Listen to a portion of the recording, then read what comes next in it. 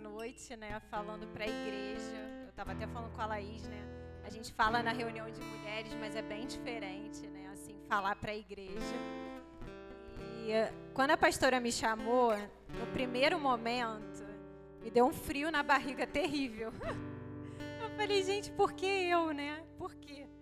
Mas amém, né? Eu tenho entendido que o chamado é maior, né? O chamado corre atrás de mim, eu tento fugir, mas não tem jeito. E no segundo momento, eu fui sacudida. Porque a pastora falou que era para falar sobre renovo, sobre fé. E eu falei, poxa vida, logo nesse momento da minha vida que eu tô passando, o ano foi passando, né? E eu fui ficando cansada. Eu fui ficando cansada por causa das preocupações, sabe? Do dia a dia. E eu tava pensando para vir para cá e não teve nada grande que aconteceu esse ano. Não teve nada, assim, nenhum motivo para que eu me abatesse. Nos outros anos, eu já tive anos bem mais difíceis. Anos que realmente eu fui moída. Mas esse ano não teve nada grande que aconteceu. Mas as pequenas coisas foram me minando, foram me deixando cansada. E foi um ano desafiador, não por grandes coisas, mas por pequenas coisas. Pequenas preocupações e cuidados dessa terra que foram minando a minha fé. E aí, quando a Betânia falou na segunda-feira, né, sobre a parábola do semeador, já era algo que o Senhor estava me ministrando. E lá em Lucas 8,14 fala assim: e o que caiu entre os espinhos, esses são os que ouviram a palavra e indo por diante são sufocados com os cuidados e riquezas e deleites da vida e não dão fruto com perfeição. E aí eu comecei a entender e eu falei, é isso, né, Senhor? Os cuidados dessa terra, né? As preocupações foram minando e me deixando cansada. E eu continuei, óbvio, né? Eu não larguei o Senhor, eu continuei ali fazendo o que eu tinha que fazer. Mas eu estava muito abatida, muito cansada. E esse cansaço foi refletindo, era um cansaço espiritual, mas ele foi refletindo no meu físico. E eu fui ficando apática, cansada, prostrada. E eu estava assim, os cuidados dessa vida estavam me minando mesmo. E eu estava justificando o cansaço com o final do ano. O ano tá acabando, né? Normal a gente ficar assim, cansada. Porque eu comecei o ano de 2024 com muita expectativa de coisas que iriam acontecer. E porque no ano de 2023, quando encerrou o ano, eu tava... Foi um final de ano que eu fui renovada. Então eu comecei 2024 cheia de esperança, né? De muitas coisas acontecerem. E as coisas não aconteceram do jeito que eu esperava. E eu fui ficando, né, deixando aquilo me abater. E aí nós temos a ilusão, e o Rodrigo até falou isso ontem também, que o ano novo vai trazer coisas novas, né? Então a gente acha que vai virar o ano, então vai começar dia 1º de janeiro e eu vou ser renovada. E o meu cansaço vai acabar. Só que não é bem assim que acontece, né? Porque é só mais um dia. Essa que é a verdade. É dia 1º de janeiro, mas é só mais um dia. Então, quem nos renova é o Senhor e não é o dia novo. Então, na verdade, lá em Isaías 40:31, fala assim: os que esperam no Senhor renovarão as suas forças. Subirão com asas como águia, correrão e não se cansarão. Caminharão e não se fatigarão. Então, na verdade, não é o dia novo que vai nos renovar. Na verdade, se a nossa esperança e a nossa confiança estiver no Senhor, é Ele que vai nos renovar. E aí o pastor falou aqui também no domingo, né, que a esperança adiada, ela adoece o coração, porque isso é o que diz na palavra, né? Só que se a nossa esperança estiver onde tem que estar, o nosso coração não vai adoecer. Então, se o meu coração estava adoecido, é porque eu certamente coloquei a minha esperança em lugares onde eu não tinha que colocar. E aí eu coloquei aqui, a gente vive no Cronos, né, que é o tempo humano. Mas nos movemos pelo Kairos, que é o tempo de Deus. Então, na verdade, quando a gente se move pelo tempo dessa terra, esperando que vai chegar 2025 e as coisas vão ser novas, porque o Cronos está andando e vai iniciar um novo ano, a gente se perde na verdadeira realidade. Quem toma conta do nosso tempo é Deus. É o Kairos de Deus que determina. E aí o Senhor falou comigo, eu nem falei, né, no início, que o nome dessa palavra é ajustando a visão. E aí a gente vai ajustar a nossa visão essa noite em nome de Jesus. Embora as minhas limitações de estar aqui falando, quem faz é o Senhor. E aí eu comecei a clamar e pedir que o renovo começasse em mim. Porque eu falei assim, eu não vou para a igreja pregar, que já é o maior desafio para mim. Sendo que isso nem está acontecendo na minha vida. Então, Senhor, eu tenho o quê? Foram 2 semanas, 1 semana e pouco. Eu tenho esse tempo para isso acontecer em mim. Para eu ser renovada primeiro, para eu ir falar para a igreja que tem renovo no Senhor, porque senão não vai dar. E aí eu comecei a clamar e pedir renovo, que o renovo começasse em mim. Eu comecei a buscar por esse renovo. Eu comecei a buscar a palavra para a igreja. E aí eu comecei a experimentar o renovo. Porque quando a gente busca, a gente encontra, né? A questão é que eu estava passiva diante do que estava acontecendo. Eu estava conformada que o ano estava acabando, 2025 vai chegar, coisas novas vão acontecer e está tudo certo. Só que não, né? Deus me chamou, me deu uma sacudida. Quando a pastora falou, vai ser a semana da virada. Eu falei, poxa vida, semana da virada, vai ter que começar a virar em mim, né? E aí veio o meu aniversário, e eu fiz uma célula lá em casa para as meninas, e a palavra era para as meninas, né, obviamente, e eu pedi para a Laís levar a palavra. E a palavra foi para mim. Deus preparou uma palavra para mim. E Deus começou a falar comigo, e começou a me renovar mesmo. E a palavra que eu vou trazer hoje é Ezequiel 37, que é uma palavra já conhecida, né, por nós, sobre o Vale de Ossos Secos. Então, eu queria que você abrisse lá, em Ezequiel 37.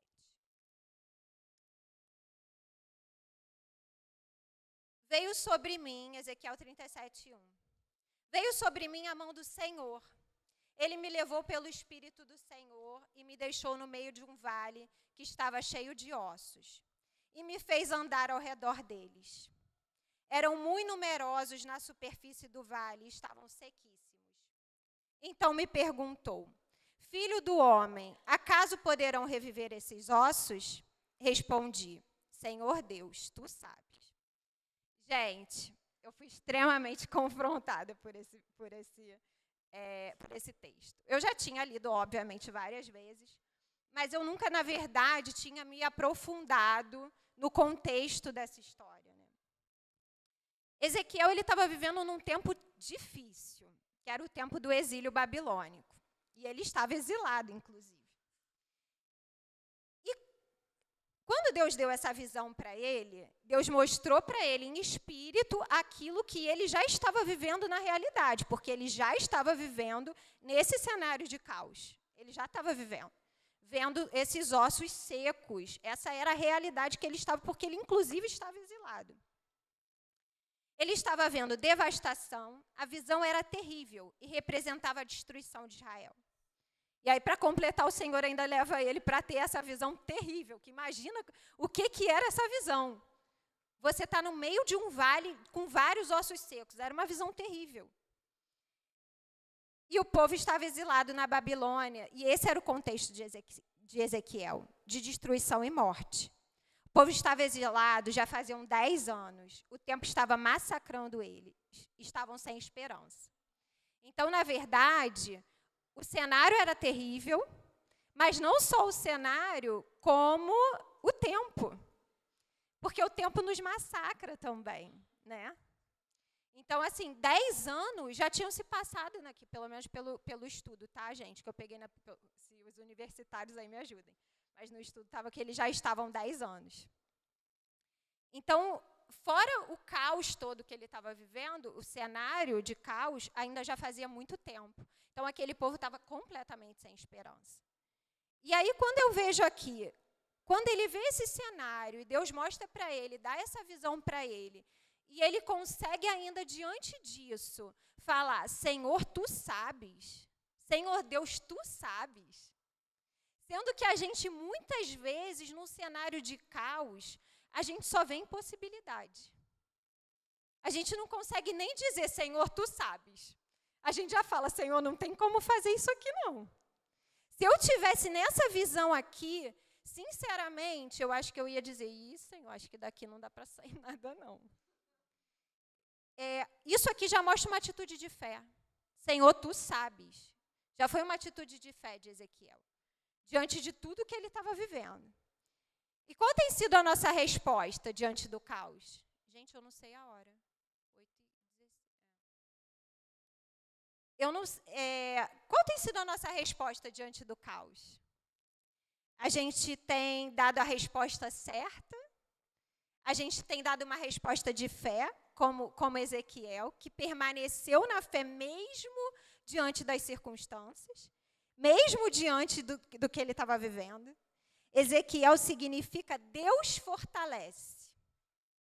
E era exatamente o que Deus estava sendo na vida dele, né? Deus estava fortalecendo ele. E a personalidade dele reflete força. A personalidade de Ezequiel reflete força. E, eu nem li o que a pastora colocou hoje, mas ela colocou alguma coisa sobre força, né? Eu até depois queria ver, mas acabei não tendo tempo. E Deus não nos chama para ser fracas, né? Deus nos chama para ser fortes. E assim que Deus estava trabalhando também em Ezequiel. Deus estava trabalhando com o povo, mas Deus também estava trabalhando com ele.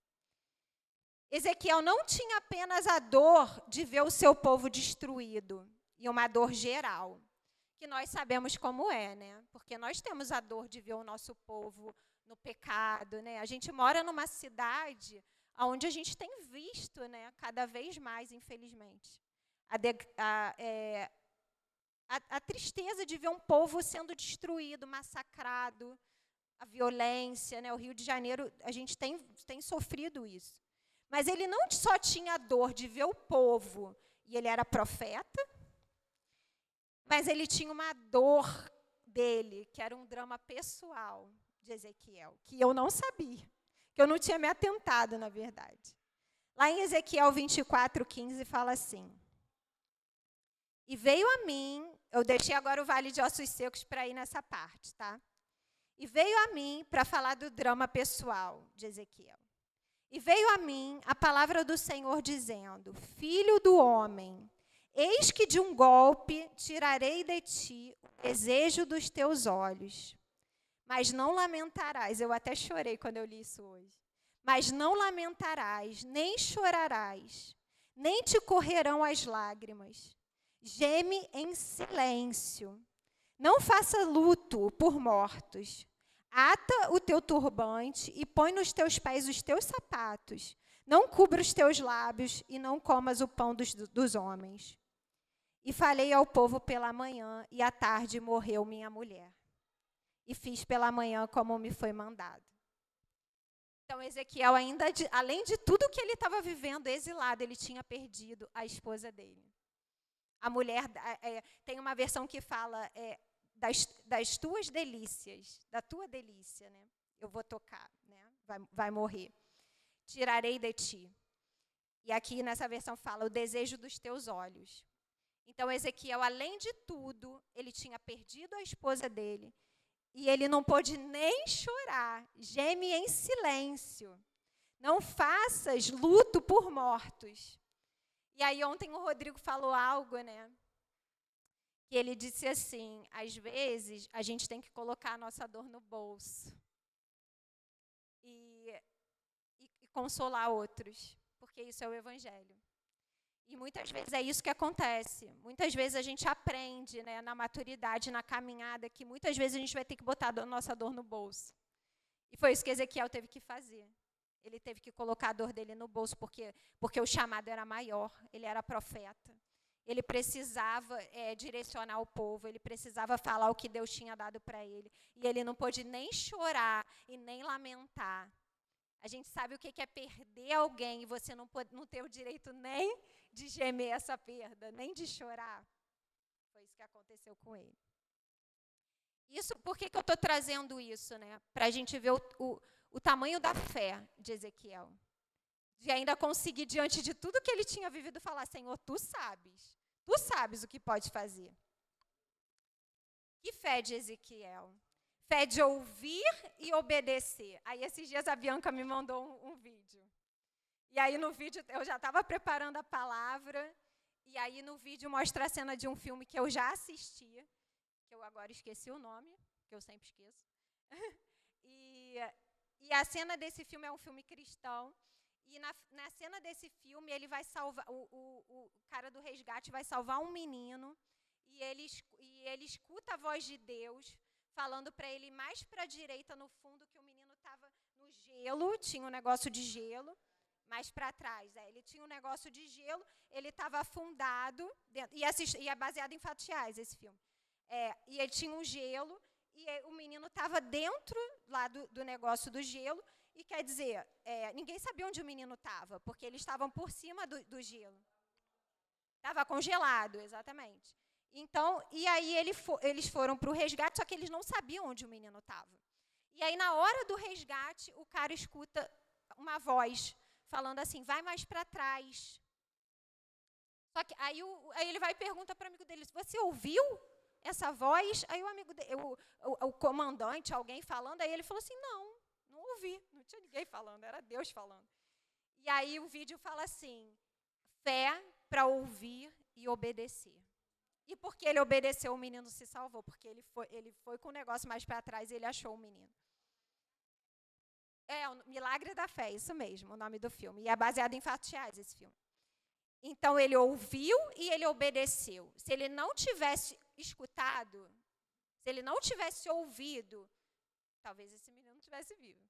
Então, ele ouviu e ele obedeceu. Então, a fé tem com ouvir e obedecer. Mas Ezequiel deu a resposta certa. Ele respondeu: Senhor, tu sabes. Tu sabes. E aí, vamos lá agora para o texto de novo. Ezequiel 37:4. Então me disse: profetiza sobre estes ossos e dize-lhes: ossos secos, ouve a palavra do Senhor. Assim diz o Senhor Deus a estes ossos: eis que farei entrar em vós o Espírito, e vivereis. 6. E porei nervos sobre vós, e farei crescer carne sobre vós, e sobre vós estenderei pele, e porei em vós o Espírito, e vivereis, e sabereis que eu sou o Senhor. Então profetizei como se me ordenou, e houve um ruído. Enquanto eu profetizava, e eis que fez um rebuliço, e os ossos se achegaram, cada osso ao seu osso. E olhei, e eis que vieram nervos sobre eles. E cresceu carne, e estendeu-se a pele sobre eles por cima. Mas não havia neles espírito. E ele me disse: ouvir e obedecer.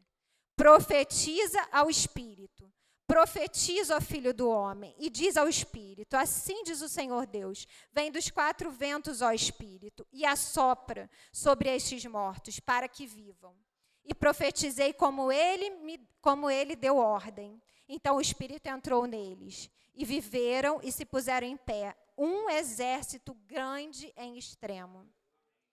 Então ele ouviu, ele viu, ele obedeceu e ele viu. Então me disse, filho do homem: esses ossos são toda a casa de Israel.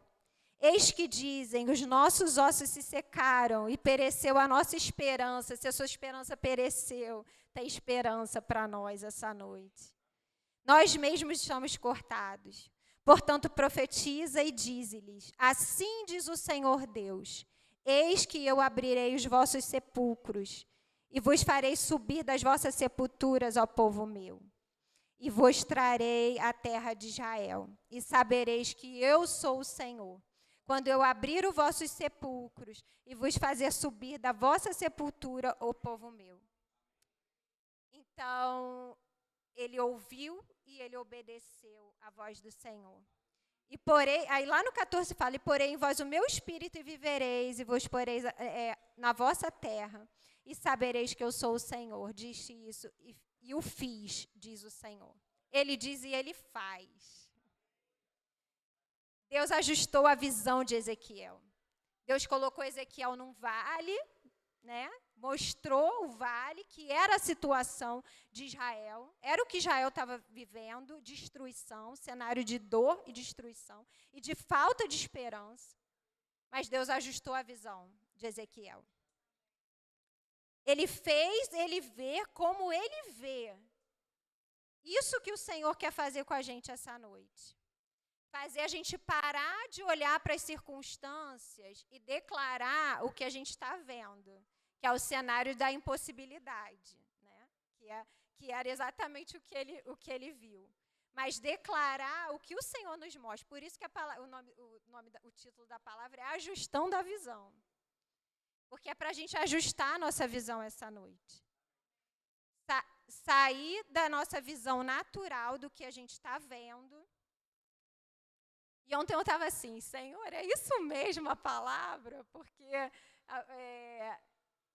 as palavras, né, que foram se seguindo foram palavras de posicionamento, né, e tal. E hoje a palavra é uma palavra de fé, de posicionamento, claro, né? Claro que a gente precisa de um posicionamento, mas é uma palavra de fé. Deus ajustou a visão de Ezequiel, ele fez ver como ele vê. E é isso que o Senhor quer fazer. Pare de reclamar e se conformar com o cenário que está vendo. Porque Ezequiel podia ter falado, não, Senhor, isso aqui. Mas ele era um homem de fé. E nós somos da fé. Nós não nos movemos por aquilo que ouvimos, nós nos movemos por aquilo que ouvimos e vemos de Deus. Porque se a gente fosse mover pelo que a gente está vendo no natural, a gente vai parar. A gente vai sucumbir. Porque às vezes o cenário é difícil. O Senhor quer ajustar a nossa visão nessa noite, mudar a declaração dos nossos lábios e nos alinhar. Quando eu estava para preparar a palavra, né, eu estava assim, Senhor, eu não sei o que eu vou falar. E aí o Senhor falou, você vai falar para a igreja profetizar. Profetiza o que você não vê, mas que o Senhor já te mostra. Né? Porque o Senhor vai nos mostrando, se a gente se coloca nesse lugar, gente, de alinhamento, o Senhor nos mostra o que a gente precisa fazer. Ele nos dá a direção, assim como ele deu para Ezequiel no meio do exílio. O problema é que às vezes a gente vai, como eu falei no início, né, a gente vai se conformando. E a gente vai se moldando, aí como o Rodrigo falou ontem em Romanos, né, a gente vai se conformando com esse século. A gente vai se conformando em se mover pelo que esse mundo diz. Aí o pastor também falou, né? Poxa, eu não acho legal chegar dia 31 e falar, eu quero paz, saúde. Isso o mundo faz. E é verdade, o mundo faz isso. Porque o mundo se move pelo Cronos. O mundo se move pelo tempo desse sistema. Mas a gente não se move por esse tempo. A gente se move pelo que Deus diz. Então, se a gente se move pelo que Ele diz, a gente se move pelo tempo dEle. A direção dEle. Então, pode ser dia 22, dia 23, dia 20. Deus pode fazer, não precisa, pode ser hoje. Deus não precisa esperar dia 1º para fazer nada. Mas Ele também vai trabalhando em nós, né? Como Ele foi trabalhando em Ezequiel. E aí eu fui entendendo, poxa Deus, se não aconteceu tudo que eu esperava que acontecesse em 2024, é porque, na verdade, Deus está me forjando. Deus está me preparando para receber. Porque de um tempo para cá, o Senhor tem falado comigo, 2025 é tempo de oração respondida. Eu creio. Quem crê? oração antiga, porque às vezes a gente tem feito orações antigas, mas só que Deus estava nos preparando para receber, nos forjando, nos amadurecendo. Então, comece a ver o cenário, os ossos se juntarem a cada osso com osso. Começa a ver a sua família restaurada, começa a ver o seu filho transformado, começa a ver o que aos olhos naturais parece impossível. Porque às vezes as pessoas vão dizer, isso daí é impossível acontecer. Rodrigo, né? Rodrigo é um testemunho para mim, gente. Ele é um testemunho mesmo, sabe por quê? Porque eu vivi o tempo na igreja que eu vi o Rodrigo afastado, né? E eu vi, e eu sei, eu conheço os pastores já há muito tempo, eu sei do coração deles. E o quanto que clamaram e com certeza profetizaram e viram o que naturalmente parecia impossível. Eu tenho certeza disso. Tenho certeza. Eu estou falando porque ele mesmo fala, tá? Então, ontem eu vi ele aqui pregando, né, ministrando, eu falo, cara, é um testemunho do que Deus pode fazer, não tem possibilidade, não tem cenário impossível. Mas teve alguém que olhou e viu pelos olhos da fé. Teve alguém que olhou, né, alguém, né, porque essa família é alguém de muita fé. E essa família é de gente da fé mesmo, que olhou e creu, mesmo sem ver. Tenho certeza. E depois dos tendões sobre eles, e foi vendo cada coisa se colocando. Depois começou a crescer carne. Então, vamos ajustar a nossa visão hoje. Vamos colocar a nossa visão que seja uma... se até aqui você não tem conseguido ver como o Senhor vê, e a gente crê, porque nós somos da fé, que a gente pode entrar num lugar e sair diferente do que a gente entrou, eu creio. Porque já aconteceu comigo. Já entrei destruída e saí animada. Já entrei sem esperança, saí com esperança, porque a palavra de Deus faz isso. Então, se você crê, você pode sair daqui hoje com a sua visão ajustada. Ontem o Rodrigo também falou uma coisa, hoje o Rodrigo está no foco, né? Ontem o Rodrigo falou que, quanto à revelação... o quanto a revelação de Deus que nós temos, né, é o quanto nos movemos. E é verdade, a gente se move pelo quanto que a gente entende, o tanto que a gente vê. Se a gente não vê nada, a gente não vai se mover. Então, a gente precisa ver, e aí o Senhor está aqui para nos trazer essa revelação e esse entendimento, e a gente precisa ver para a gente se mover. E a gente parar de ser passivo, né, diante, porque Deus contou com Ezequiel. Ezequiel não ficou passivo diante do que ele estava vendo.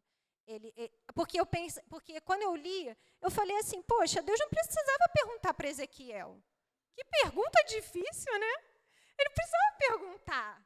Ele podia fazer e pronto, porque ele é Deus. Mas ele escolhe contar com a gente, né? Vai entender esse mistério. Ele escolhe contar com a gente. Escolheu contar comigo, Jesus. Então, ele perguntou porque ele queria saber a resposta de Ezequiel. Ele queria saber se Ezequiel tinha fé para crer. Senhor, tu sabes. Ele queria. Milagre não é magia, né, pastor? Exatamente.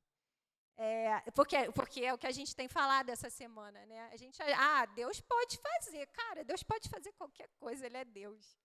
Mas Ele conta com a gente. Ele quer ver a gente se mover. Ele contou com Ezequiel. Ele quis ver a resposta de Ezequiel. Ele quis ouvir, porque Ele é um Deus de relacionamento. Então, Ele quer falar e Ele quer ouvir a resposta. Ele quer saber o que está no nosso coração. Porque, na verdade, Ele estava trabalhando com o povo de Israel, mas ele é um Deus que Ele trabalha de forma coletiva, mas Ele também trabalha de forma individual. Quando eu vi aqui a história de Ezequiel, que ele perdeu a esposa, eu falei, cara, Deus, você não estava preocupado só com o povo. Claro que ele estava preocupado com o povo, mas ele estava preocupado com Ezequiel também, de forma individual, né? Então, nós precisamos da revelação, da visão ajustada da lente do céu. Eu já estou acabando, tá, gente? Para alcançar o milagre. No processo, nós somos trabalhados no processo. E aí, agora, eu já vou finalizar, mas antes eu queria contar uma coisa, né? Esse ano, eu comecei a não enxergar muito bem. E aí eu sempre tive a vista muito boa, muito. E eu comecei a ler, e aí daqui a pouco começava a minha vista a ficar embaçada. E eu falei, cara, alguma coisa está acontecendo. A idade, né? Alguma coisa está acontecendo. Falei, não é possível. Mas assim, a gente não quer aceitar no primeiro momento, né? Aí eu fiquei assim, não, mas vou insistir. E aí, aí no final do dia, minha vista ficava embaçada, começava tudo a embaralhar. Eu falei, gente, isso aqui não tá legal, não. Vou ter que ir no oftalmologista. Como Deus não desperdiça nada, Deus falou comigo do que tinha acontecido comigo. Ele falou, eu não estou te falando para ajustar a visão. Agora, você lembra da experiência que você teve? Aí eu falei, Deus, eu lembro. Aí eu lembrei no dia que eu fui no oftalmologista. Tinha umas letrinhas lá, miudinhas, todo mundo já sabe, né? Que todo mundo já viu. E eu estou olhando, já não estava vendo direito as letrinhas, né? Já estava as letrinhas meio embaçadas. Aí eu errei, obviamente, né? As letrinhas. E aí ela veio com uma lente, a oftalmologista veio com a lente. Ela veio, gente, que coisa maravilhosa a lente. Porque quando botou a lente, eu vi tudo. Eu falei, gente, que bênção, né? E aí ela falou, aí ajustava e botava uma lente. Não, essa aqui tá boa, essa aqui tá boa. E aí o Senhor falou comigo, você lembra desse dia que você foi lá ajustar a sua visão? Então, essa noite que você vai estar lá na igreja, é noite de ajustar a visão. Então, do mesmo jeito que você estava vendo embaçado, precisou do foco certo, né, da lente certa para você enxergar de maneira certa, essa noite é noite, eu creio, de foco certo. De lente certa para ajustar a nossa visão, porque você não vai esperar chegar 2025 para você viver o que Deus já quer que você comece a viver hoje. Então, por isso que a virada, né? A semana da virada, porque a virada é agora, a virada não é no dia 31. Dia 31 é a virada, né, para o sistema, para nós que vivemos. E óbvio que a gente está debaixo dele de alguma forma, mas nós não nos movemos por ele. Por isso que nós estamos aqui, na semana da virada, porque a nossa virada é agora. A nossa virada já começou. Nós estamos sendo forjados para receber a promessa. Então, a gente precisa agora acessar esse lugar. Amém? Vocês podem levantar, então. Agora a gente vai...